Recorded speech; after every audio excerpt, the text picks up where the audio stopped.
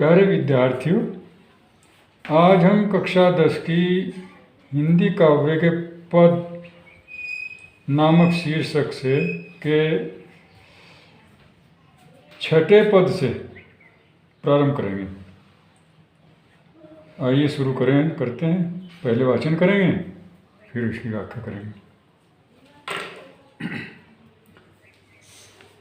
सखीरी मुरली कर लीजे चोरी, सखीरी मुरली कर लीजे चोरी। जिन गोपाल की ने अपने बस, प्रीति सबन की तोरी। सखीरी मुरली कर लीजे चोरी। जिन गोपाल की ने अपने बस, प्रीति सबन की तोरी। छिन एक घर भीतर निशिवासर, धरत न कबहूँ छोरी। सखीरी मुरली लीजे चोरी। कबहूँ कर कबहूँ अधरनी, कब कटि कबहूँ खोसत जोरी। ना जानो कछु मेली मोहिनी, राखे अंग अंग भोरी। सखीरी मुरली लीजे चोरी। सूरदास प्रभु को मनु सजनी, बंध्यो राग की डोरी। सखीरी मुरली लीजे चोरी।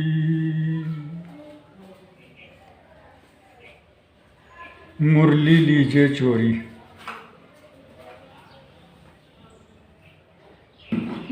सूरदास जी क्योंकि कृष्ण जी से मुरली से बहुत प्यार करते थे, उनकी बांसुरी उनके हर समय उनके साथ रहती थी, उससे उनका बहुत प्रेम था। इसको देख करके जो गोपियाँ थी वो डाह करती थी, जलन पैदा होती थी उनके अंदर कि कृष्ण जी तमाम दिन मुरली ही मुरली बजाते रहते हैं, हमसे बातचीत करने का, हमारे साथ खेलने का अवसर ही नहीं देते। तो इसका समाधान करने के लिए उन्होंने एक ही उपाय सोचा, और वो क्या था कि एक सखी कह रही है कि अरे सखियो मुरली लीजे चोरी, ये इनकी बांसुरी जो है कृष्ण जी की, इसको चुरा लो बस, और इसका कोई इलाज नहीं। क्यों? क्योंकि इस मुरली ने जिन गोपाल किन्ने अपने बस, प्रीति सबनी की तोरी। क्या दोष था बांसुरी का कि इस बांसुरी ने गोपाल को अपने बस में कर रखा है, कृष्ण जी को अपने बस में कर रखा है। प्रीति सबन की, सबकी प्रीति, सबका प्रेम तोड़ करके, यानी कृष्ण जी जो हैं वो सबसे अपना प्रेम तोड़ करके सिर्फ मुरली से ही प्रेम करते हैं, उसे बजाते रहते हैं सारा दिन। छिन एक घर भीतर निशिबासर, धरत न कबहूँ छोरी।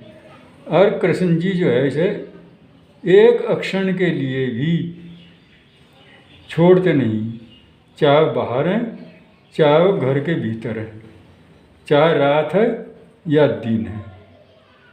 धरत न कबहूँ छोरी, और इसे बिल्कुल भी एक अक्षण के लिए भी छोड़ते नहीं, साथ लिए फिरते हैं। कबहूँ कर कबहूँ अधरनी, कर मने हाथ, अधरनी मने होठ। कभी तो इनके हाथ में होती है और कभी ये इनके होठों पर। कटी कबहू खोसत जोड़ी, और कभी ये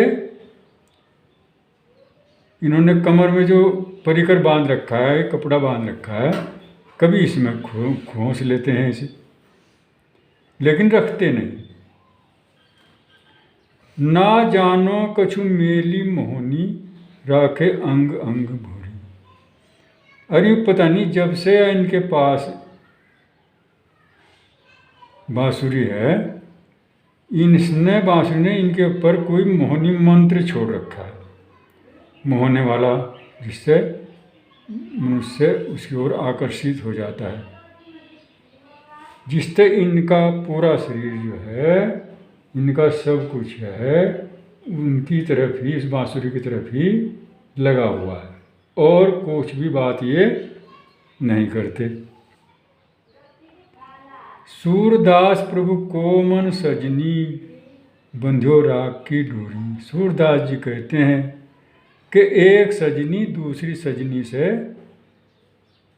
कह रही है, एक सखी दूसरी सखी से कह रही है कि इनका मन जो है वो प्रेम की डोर से बंधा हुआ है, बांसुरी से इन्हें प्रेम है, और उस डोर से इनका मन बंधा हुआ है, अर्थात ये हर समय उसको ही बजाना पसंद करते हैं, उसके मुँह में ये फंसे हुए हैं। इसलिए इसका इलाज यही है कि इनकी इस मुरली को, बांसुरी को चुरा लिया जाए, तब फिर ये सबके साथ बात करेंगे और दूसरे काम करेंगे।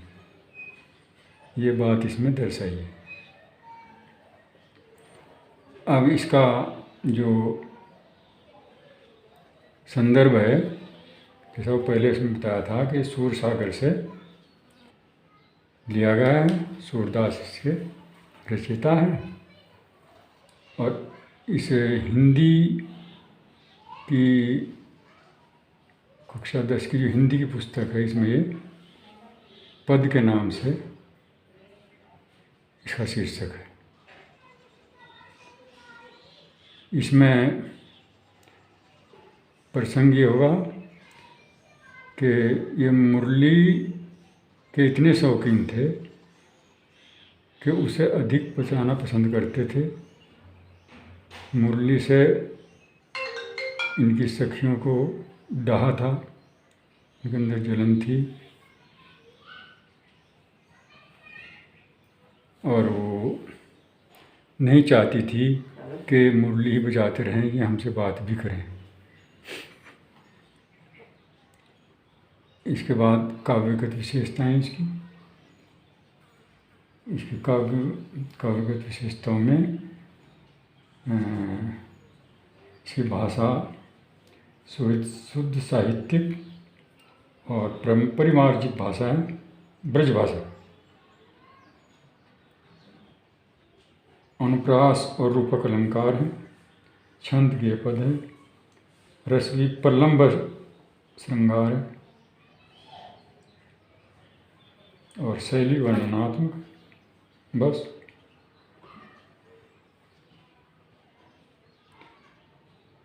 अब इससे अगला पद 7वां। उधो मोहि ब्रज बिसरत नाही, उधो मोहि ब्रज बिसरत नाही, वृंदावन गोकुल वन उपवन, सघन कुंज की छाई, प्रात समय माता जसुमति अरु, नंद देख सुख पावत, माखन रोटी दही सजायो, अति हित साथ खवावत, गोपी ग्वाल बाल संग खेलत, सब दिन हंसत निशिरात, सूरदास धनी धनी ब्रजवासी, जिनको हित जदुजात, उधो मोहि ब्रज बिसरत नाही, उधो मोही ब्रज बिसरत नाही। जब उद्धव जी कृष्ण जी ने ब्रज में भेजे थे और वहाँ उन्होंने अपना निर्गुण ज्ञान का उपदेश दिया, तो वहाँ के जो जनता थी, वहाँ की जो गोपियाँ थी, विशेष रूप से उनके भक्त थे, उन्हें बड़ा अचरज हुआ और उन्होंने उनके सामने अपना सब दुख प्रकट किया। उद्धव बड़े विद्वान आदमी थे, जो कृष्ण जी के परिवार से ही थे, तो उन्होंने उनके दुख को समझ करके दोबारा जा कर के कृष्ण जी को जो बताया कि आपके बिना सारा ब्रज किस प्रकार दुखी है, तो उसको सुनकर के कृष्ण जी को बहुत महसूस हुआ और उन्होंने उद्धव को ये बात कही कि उद्धव मोहि ब्रज बिसरत नहीं, कि मुझे ब्रज की बातें सब याद है, मैं उन्हें भुला नहीं सकता। जो प्रेम ब्रजवासियों ने मुझे दिया, मैं जीवन में उसे कभी भी भुला नहीं सकता। वृंदावन, गोकुल, वन, उपवन, इन सब स्थानों पर, वृंदावन, गोकुल के जो जंगल हैं, बाग बगीचे हैं, वहाँ के जो उनके पेड़ों की छाया, उनके जो फूल, फलाहार और वो दृश्य जो हैं, उनको मैं भुला नहीं सकता। क्या क्या बातें आती हैं याद, उन्होंने बताया कि वहाँ के जंगल, वहाँ के पेड़ पौधे, वहाँ के खेत, वहाँ के शहर, वहाँ के गांव, जो भी सब मेरे याद है। और विशेष क्या है, प्रातः समय माता जसमती अरुणन देख सुख पावत। प्रात समय है माता जसमती, किस प्रकार मुझे उनसे सुख मिलता था और वो मुझको देखकर प्रसन्न रहते थे और मैं उनको देख करके खुश रहता था। माता यशोमती से मुझे जो प्यार मिला, भला मैं उसे कब भुला सकता हूँ। और नंद जी ने जो प्यार का व्यवहार मेरे साथ किया, मैं नहीं कभी भुला सकता। क्यों? क्योंकि वो माता जी जो थी, यशोदा जी, वो मुझे माखन रोटी और दही उस पर सजा करके, यानी रोटी और मक्खन और उसके साथ दही, इन सब चीज़ों को मेरे लिए तैयार करके रखती थी और मुझे रोज़ ही उसे खिलाती थी, बड़े प्रेम के साथ खिलाती, तो मुझे उसे खाने में बड़ा आनंद आता था। वो सब बातें मेरे याद हैं, मैं उन्हें भुला नहीं सकता।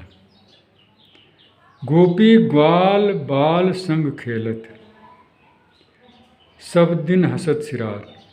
और गोपियों के साथ, ग्वालों के साथ, जो बच्चे वहाँ के थे उनके सबके साथ खेलते हुए मेरा सारा दिन हंसते हंसते बीत जाता था, सिरात बीत जाता था। सूरदास धनी धनी ब्रजवासी, जिन सो हित जदुयात। सूरदास जी कहते हैं कि ब्रज के वासी उन्हें धन्य है ब्रजवासियों को, जिनसो हित, जिनका हित, जिनका प्रेम कृष्ण जी को था, जो कृष्ण जी से प्रेम करते थे, उनके प्रेमी जन जो जितने भी थे वो ब्रज के वासी धन्य के पात्र हैं। तो इसमें कृष्ण जी जो है वो ब्रज की याद करते हुए जो भी उन्हें याद आया उन्होंने वर्णन करने किया है सूरदास जी ने इसमें। और इसका संदर्भ वो पहला ही है और प्रसंग यही है कि इसमें अपनी याद को बड़े दुखी भाव से प्रकट कर रहे हैं। काव्य सौंदर्य में इसमें छंद गेय पद रचना है, रस श्रृंगार रस, अलंकार अनुप्रास असमन, स्वभावोक्ति, गुण माधुर्य, भाषा ब्रज और भावात्मक शैली का प्रयोग किया गया है। अब 8वें पद को लेते हैं और इसका वाचन करते हैं। उधो मन न भय 10-20, उधो मन न भय 10-20, एक हो तो सो गयो श्याम संग को आराधे ईश। उधो मन न भय 10-20, उधो मन न भय 10-20, एक हो तो सो गयो श्याम संग को आराधे ईश। इंद्री शिथिल भई के सब बिन, जो देही बिनु शीस। उधो मन न भय 10-20, उधो मन न भय 10-20, आशा लागी रहती तन श्वासा, जीवई कोटि बरीस। आशा लागी रहती तन श्वासा, जीवई कोटि बरीस। तुम तो सखा श्याम सुंदर के, सकल जोग के ईश। उधो मन न भय 10-20, उधो मन न भय 10-20, सूर्य हमारे नंद नंदन बिन और नहीं जगदीश। सूर्य हमारे नंद नंदन बिन और नहीं जगदीश। उधो मन न भय 10-20, उधो मन न भय 10-20।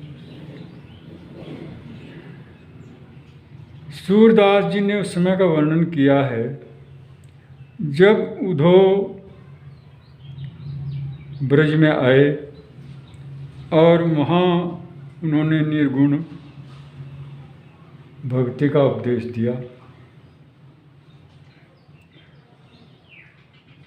तो उन्होंने कहा कि अपने मन में जो मैं कह रहा हूँ उस पर विचार करो।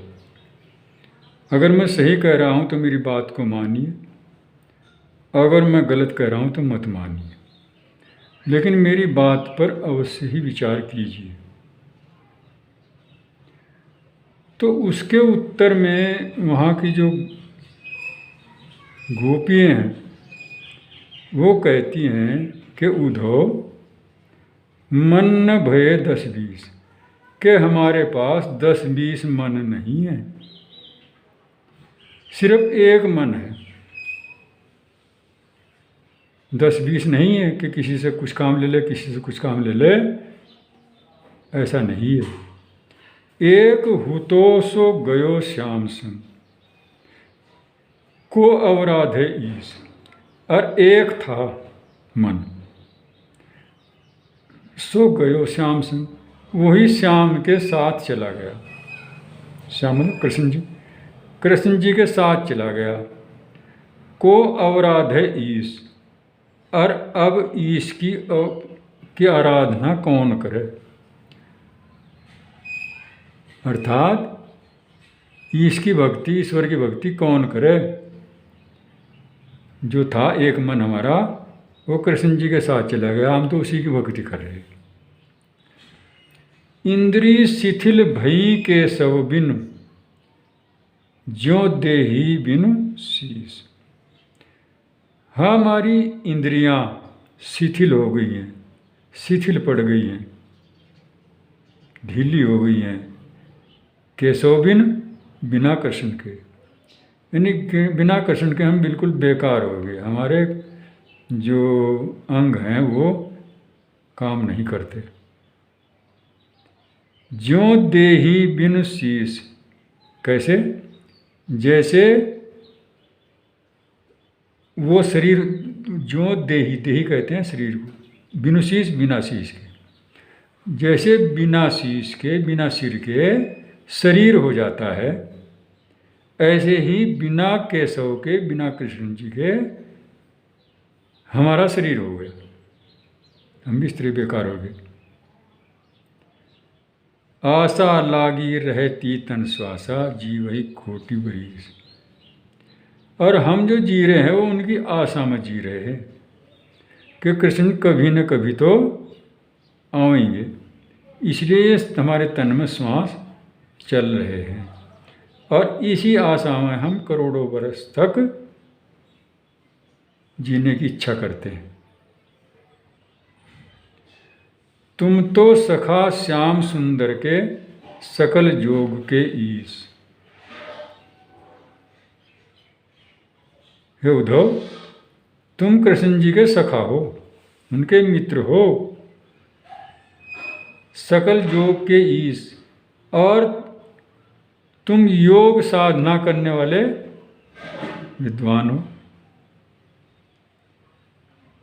यानी सारा जो योग है, योग साधना में तुम्हें जो ईश्वर की योग साधना होती है, उसके द्वारा ईश्वर की प्राप्ति होती है, उस सब को आप लोग जानते हैं। सूर हमारे नंद नंदन बिनु, और नहीं जगदीश। लेकिन हम ये कहते हैं, सूरदास जी ने कहा है कि गोपियाँ कह रही हैं कि हमारे कृष्ण जी के बिना और कोई परमात्मा नहीं है, और कोई जगदीश नहीं है। हालांकि आप योग के द्वारा ईश्वर की जो तुम्हें प्राप्ति हुई है उसके बारे में कह रहे हो, लेकिन हमारे लिए तो श्री कृष्ण जी के बिना और कोई परमात्मा नहीं है। हम तो उसी की भक्ति कर रहे हैं, उसी की करें। तो इसमें इसके प्रसंग में गोपियों के बारे में वर्णन किया है कि वो सिवा कृष्ण जी के और किसी को भी अपना ईश्वर मानने को तैयार नहीं है।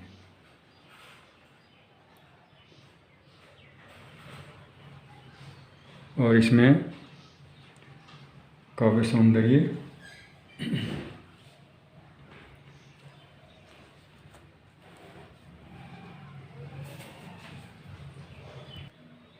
इसमें, इसका काव्य सौंदर्य में इसमें विरह वेदना की व्यंजना की गई है, और इसमें विपल्लम श्रृंगार रचना होती है, गेय पद है, अलंकार अनुप्रास उपमा ये हैं, और भाषा ब्रजभाषा है, शैली व्यंग्यात्मक गुण प्रसाद। अब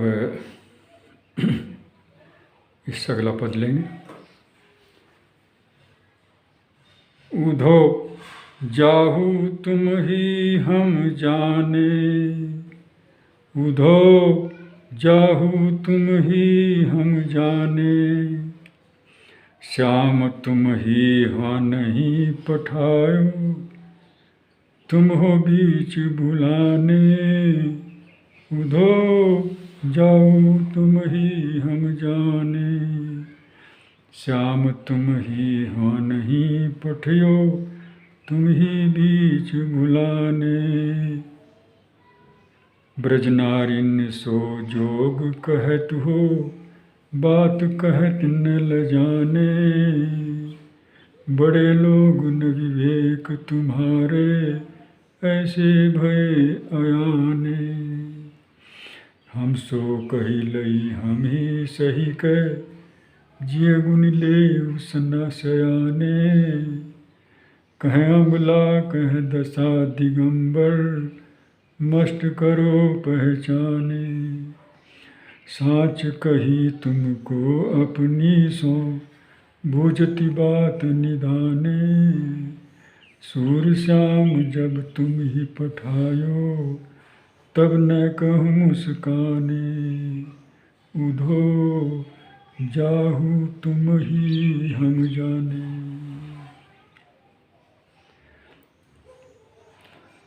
गोपियाँ कहते हैं कि उधो जाओ तुम ही हम जाने, हम तुम्हें जानते हैं, हमने तुम्हारा बुद्धि कौशल देख लिया है, इसलिए आप यहाँ से चले जाओ। श्याम तुम ही वहाँ को नहीं पठियो, तुम हो बीच भुलाने, कृष्ण जी ने तुम्हें यहाँ नहीं भेजा, तुम तो यहाँ बीच में रास्ता भूल करके आ गए हो। क्यों? क्योंकि कृष्ण जी तुम्हें यहाँ नहीं भेज सकते, क्योंकि वो जानते हैं यहाँ का हालात, वो समझते हैं हमारी दर्द को, हमारी पीड़ा को, और वो ये भी जानते हैं कि तुम्हारे आने से हमारी पीड़ा बढ़ेगी घटेगी नहीं, इसलिए तुम्हें यहाँ कृष्ण ने नहीं भेजा, ये हमें पूरा विश्वास है, और तुम ही रास्ता बीच में भूल करके यहाँ आ गए हो,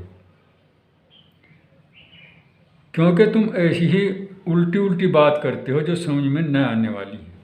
जैसे ब्रज नारिन सो जोग कहत हो, बात न कहत ल जाने, कि तुम ब्रज की स्त्रियों को योग करने की शिक्षा देते हो,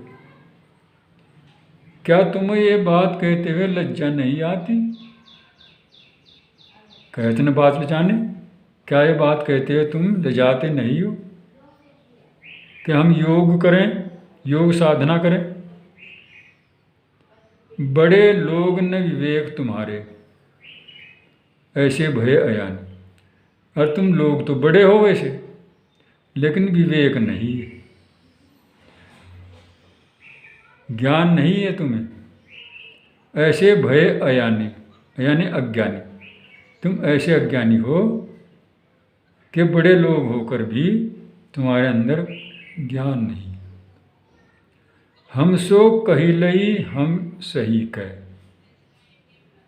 हम सो यानी हमें आपने जो बात कही है, हम सो कही हमें कही, लई कह ली, हम सही कह, और हमने वह सहन कर ली।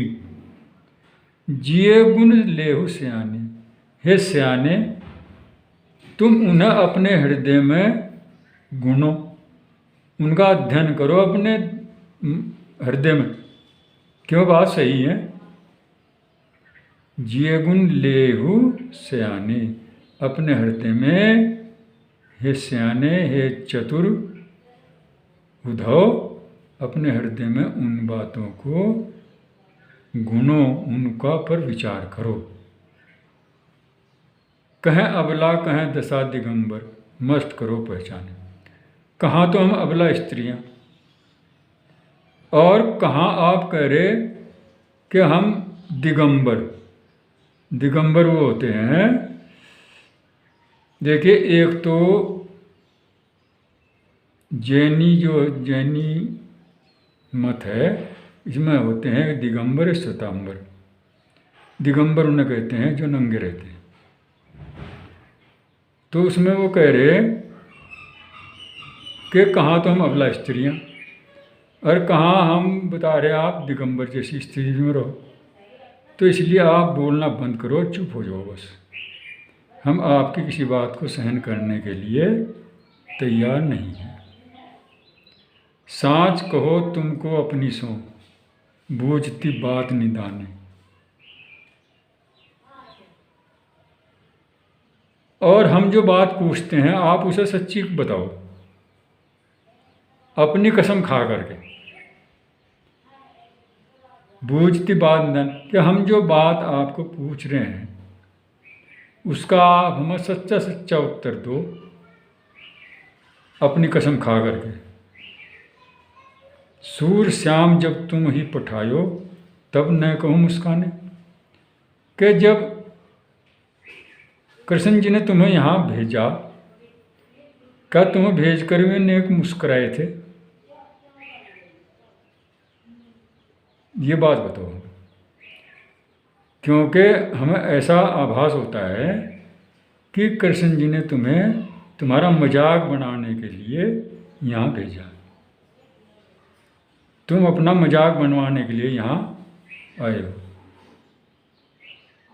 और इसलिए तुम यहाँ से चले जाओ, और हम तुम्हें जानते हैं, हमारी तुम्हारी बातों पर कोई भी विश्वास नहीं है। तो इसमें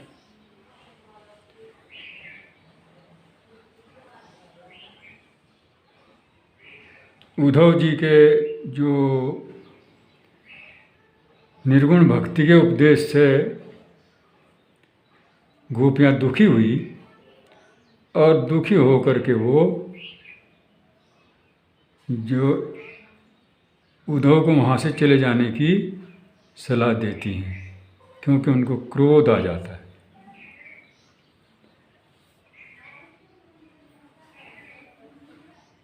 इसमें काव्य सौंदर्य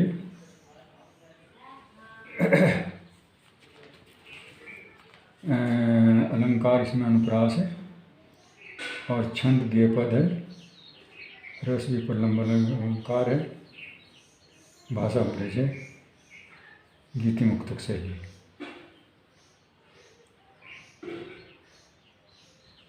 बस अगला काम चलिए।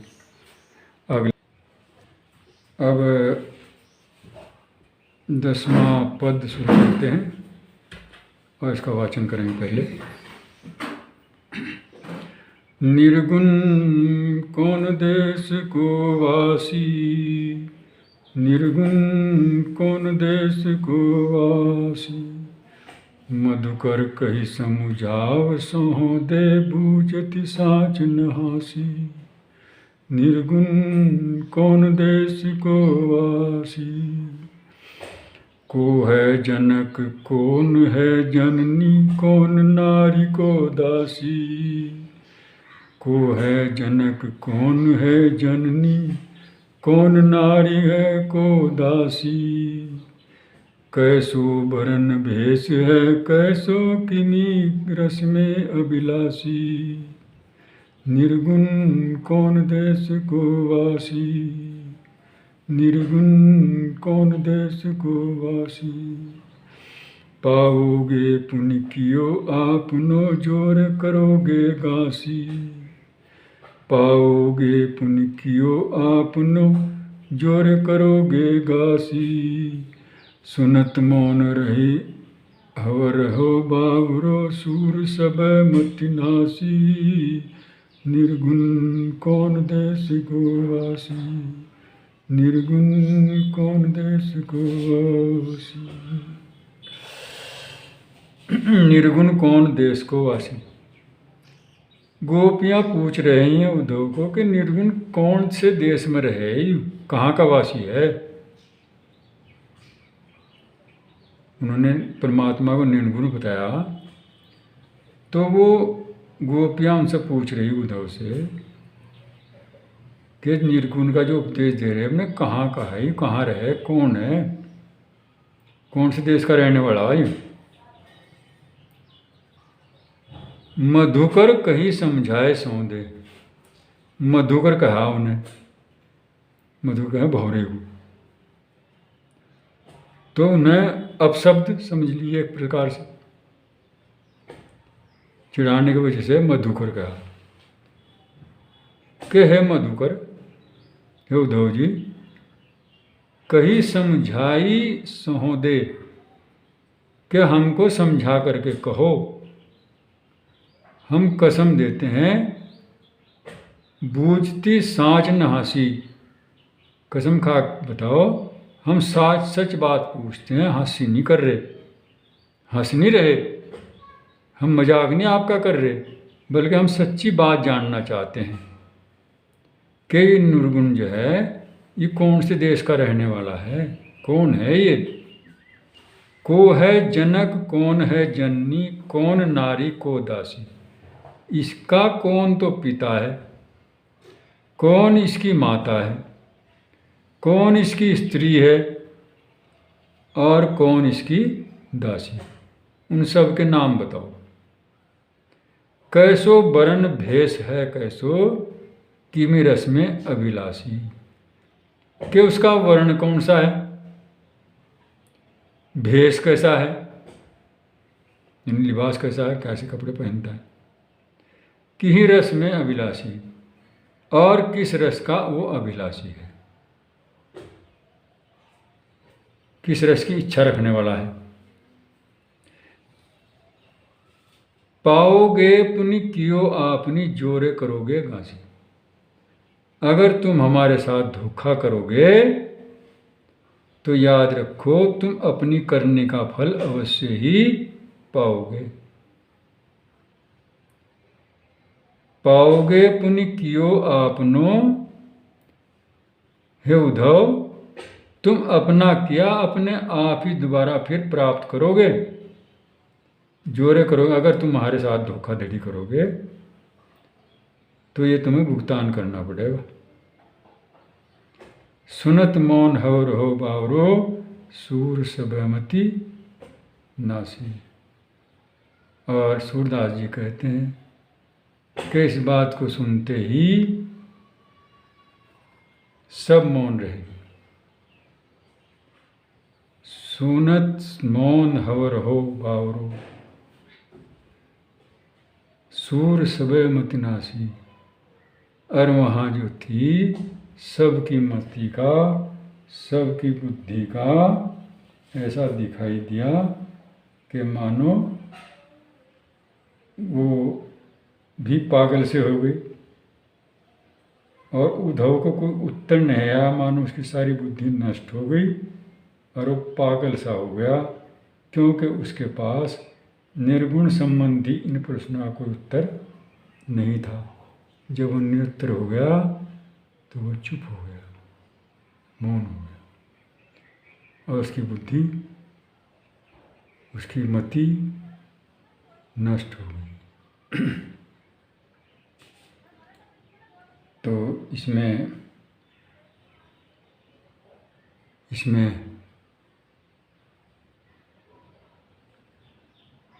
गोपियाँ उद्धव से निर्गुण के बारे में निर्गुण परमात्मा के बारे में पूछ रही हैं कि वो कैसा है। और इसके काव्य सौंदर्य में,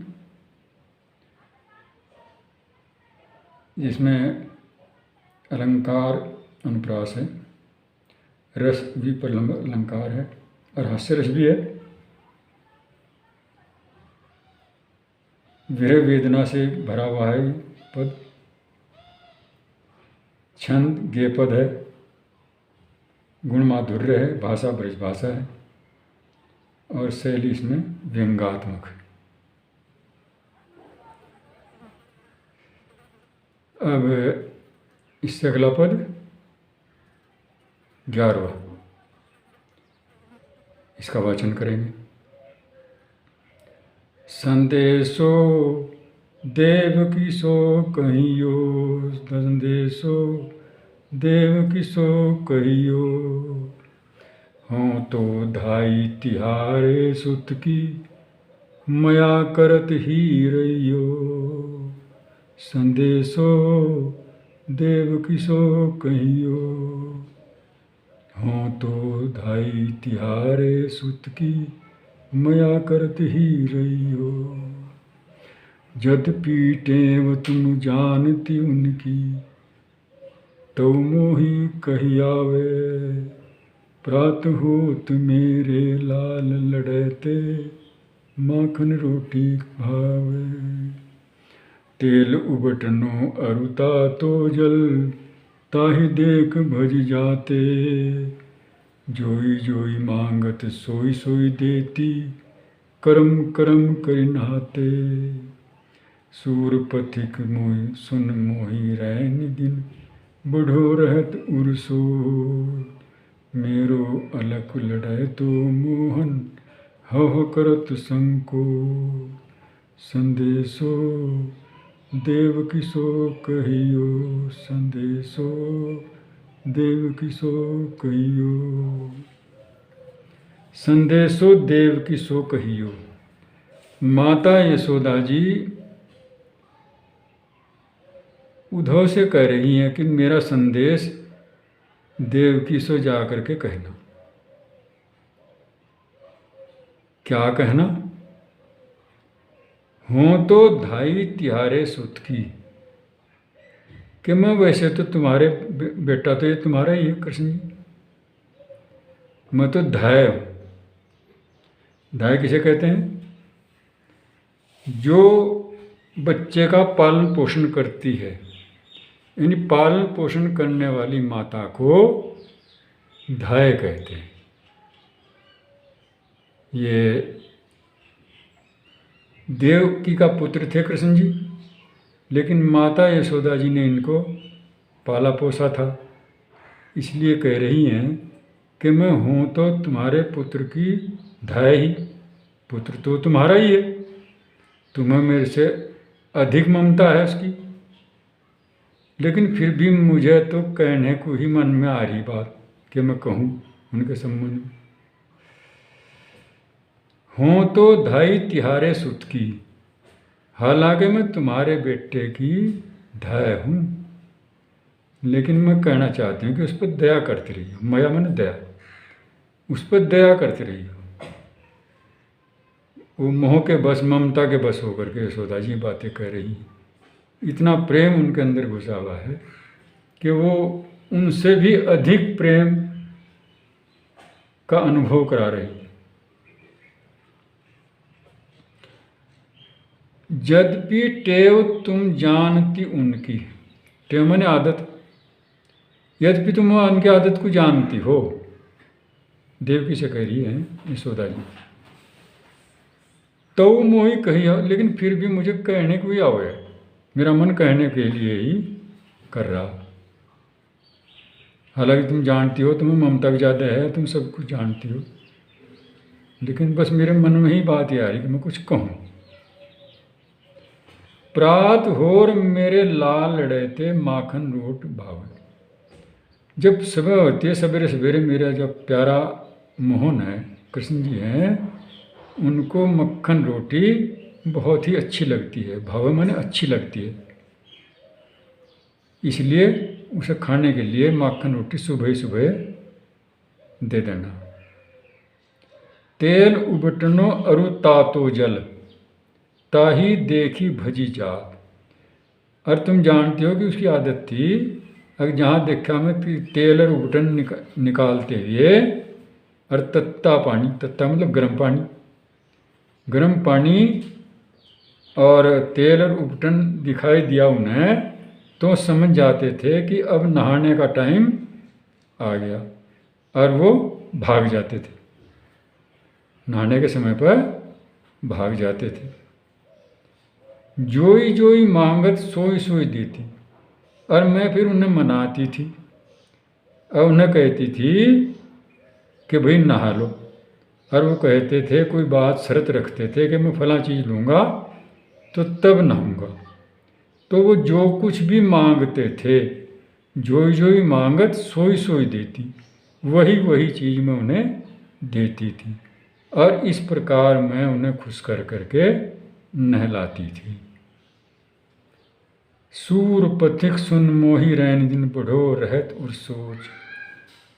सूरदास जी लिखते हैं कि यशोदा जी कह रही हैं, सूर पथिक सुन मोही रैन, पथिक सुन, पथिक किसे कहा? उद्धव, कि हृदय उद्धव, मुझे रात दिन मेरे हृदय में यही सोच बढ़ती है, मुझे चिंता रहती है कृष्ण जी के बारे में कि उन्हें किसी प्रकार की कमी न लग जाए। मेरो अलग लड़े तो मोहन हो क्रोध संग, और मेरा जब प्यारा कृष्ण जी है वो संकोच करता है, अतः उसे बिना संकोच के ही उसको सब चीज़ दे देना। मुझे इस बात की सोच रहे, मैं तो उसे ज़बरदस्ती देती थी, करके देती थी, बार बार वो इनकार करता था फिर भी मैं देती थी। तो इसलिए आप भी, वो संकोच करता है, उसे बिना कहे ही हर चीज़ को देती रहना। ये इसमें यशोदा जी ने अपना प्रेम प्रकट करते हुए कृष्ण जी के संबंध में देवकी को बताया है कि उनका ध्यान रखना। इसका काव्य सौंदर्य,